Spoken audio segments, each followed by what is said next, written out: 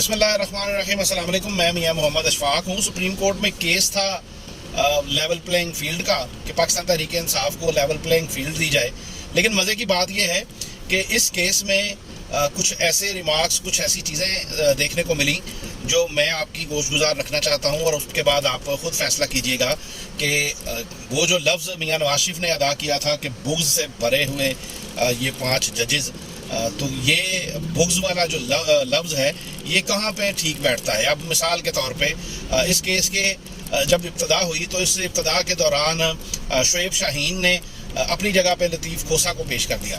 لطیف کھوسہ جب روسٹرم پر کھڑے ہوئے، انہوں نے گفتگو شروع کی تو جسٹس قاضی فائز عیسیٰ نے کہا کہ آپ کہاں سے آ گئے ہیں، آپ کا کیس سے کیا تعلق ہے؟ انہوں نے کہا کہ یہ ہم نے ان کا وکالت نامہ جمع کروا دیا ہے۔ کیوں کروا دیا ہے؟ اس طرح کے سوالات کیے۔ مجھے بتائیں کون سا جج ہے جو اس بات پہ اعتراض کر سکتا ہے کہ فلاں کیس میں فلاں وکیل پیش ہو اور فلاں وکیل پیش نہ ہو۔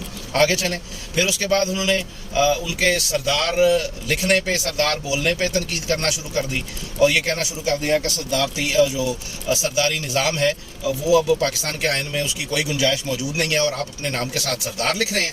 ٹھیک ہے جی، بہت اچھی بات ہے، لیکن سوال یہ ہے کہ اسی سپریم کورٹ کے اندر ایک جو فاضل جج ہیں سردار طارق مسعود، وہ بھی اپنے نام کے ساتھ سردار لکھتے ہیں، تو کیا اس پر اعتراض کیا گیا تھا؟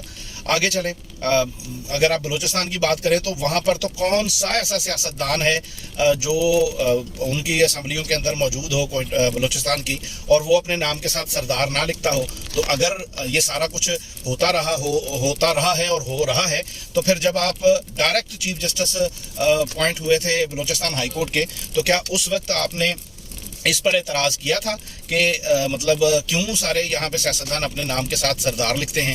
یہاں تو ایک علامتی طور پہ کوئی شخص اپنے نام کے ساتھ سردار، چودھری یا کوئی بھی اپنی کاسٹ لکھتا ہے، وہاں پر تو باقاعدہ سرداری نظام چل رہا ہے، اس پر آپ نے کتنا ایکشن لیا ہے؟ اور یہاں پر آپ اس طرح جیسے سردار لکھنا کوئی خدا نہ خواستہ کوئی غیر شرعی کام انہوں نے کر دیا ہے۔ مزید آگے چلیں، بہت کوشش کے باوجود الیکشن کمیشن کی جانب سے جو پنجاب الیکشن کمیشن نے جو خط لکھا تھا اس الیکشن میں بے ضابطگیوں کے حوالے سے، وہ آپ نے خط نہیں پڑھنے دیا۔ یہ ساری تفصیل آپ نے لائیو دیکھ لی ہے، میں صرف وہ پوائنٹ بتانا چاہ رہا ہوں کہ دیکھیں، وہ سردار لطیف کھوسہ کہتا ہے کہ ہمیں لیول پلینگ فیلڈ نہیں مل رہی، کاغذات نامزدگی مسترد کر دی ہیں، تو چیف جسٹس کہتے ہیں کہ تو مسترد کر دی ہیں تو اس کی اپیل کریں۔ وہ آگے سے وہ کہتے ہیں کہ حضور اپیل کریں کدھر، ہمیں اٹیسٹڈ ان کی کاپیاں نہیں مل رہی جس کی بنیاد پر ہم نے جا کے کسی فورم پہ یا ہائی کورٹ میں یا ٹریبیونل میں اس کو اپیل کرنی ہے، وہ نہیں مل رہی، تو آگے سے دوسری طرف کہانی لیں گے۔ تو اس قدر فضول قسم کی یہ لائیو سماعت مجھے لگتا ہے کہ صرف تحریک انصاف کے لوگوں کو جو بےعزت کرتے ہوئے خاص طور پہ وہ کسی خاص شخص کو دکھانے کی جو ہے وہ کوشش کی جا رہی ہے یا خواہش پوری کی جا رہی ہے۔ ادروائز یہ لائیو اگر نہ دکھایا جا رہا ہوتا تو لوگوں کو پتہ نہ چل رہا ہوتا کہ ہو کیا رہا ہے۔ پاکستان میں ایک پرانی روایت ہے کہ کہتے ہیں کہ کسی مسئلے کو اگر دبانا ہو تو اس پہ کمیشن بنا دیا جاتا ہے، اور اس کمیشن کو جب کچھ عرصہ گزرنے کے بعد اس پر عمل درآمد نہیں ہوتا تو اس کے اوپر ایک اور کمیشن بنا دیا جاتا ہے۔ تو جناب چیف جسٹس صاحب بھی کچھ اسی طرح کی صورتحال کرتے ہوئے، غصہ پتہ نہیں کس چیز کا ہے۔ جو پی ڈی ایم کا موقف ہے وہ آپ کی گفتگو کے اندر ہم سن رہے ہیں، جو پی ڈی ایم کے جو لوگ ہیں وہ ٹاک شوز کے اندر باتیں کرتے ہیں، وہ آپ عدالت کے اندر باتیں کر رہے ہوتے ہیں۔ جو پی ڈی ایم کا نیریٹو ہے اس کو آپ بلڈ کیے جا رہے ہیں، اور کوئی سامنے وکیل اگر کوئی گفتگو کرنے لگتا ہے تو کہتے ہیں آپ سیاست نہ کریں، سیاست پر گفتگو نہ کریں، تقریر نہ کریں۔